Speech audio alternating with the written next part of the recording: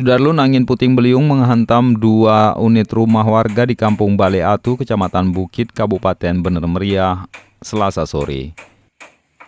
Kedua rumah tersebut milik Tamrin dan Mahdaniar, warga kampung setempat. Rumah milik Tamrin kondisi atap seng yang rusak berlipat dari arah belakang hingga terlungkup ke bagian depan dengan lebar lebih kurang 8 meter dan panjang sekitar 3 meter. Menurut Tamrin, saat kejadian ia berada di depan rumah, tiba-tiba hujan dan angin bertiup kencang.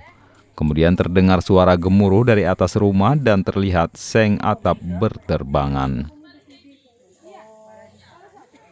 Begitu juga dengan kondisi rumah Mahdaniar, 45 tahun, mengalami hal yang sama. Akibat kejadian itu, Mahdaniar bersama keluarga harus pindah ke bagian belakang rumah karena bagian depan sudah tidak ada atap lagi. Tidak ada korban jiwa dalam kejadian tersebut, namun kerugian mencapai jutaan rupiah. Angin dan hujan. Tiba-tiba langsung merobohkan itu, Pak? Ya. Kita posisinya di mana waktu itu saat kejadian, Pak? Kita di depan ini. Di depan, Pak, ya? Di perumahan ini. Bapak melihat langsung tadi? Ya, ke belakang ini tadi. Terus saya lihat tadi. Anginnya masih ada tapi tadi kan. Ya, betul. Saat kejadian Bapak langsung keluar gitu? Langsung keluar, ya. Dengan suara seng tadi apa. Ya, ada korban jiwa, Pak? Enggak ada. Nggak ada korban jiwa, Pak? Cuman ini apa. Artinya seng terlipat dua? Seng terlipat.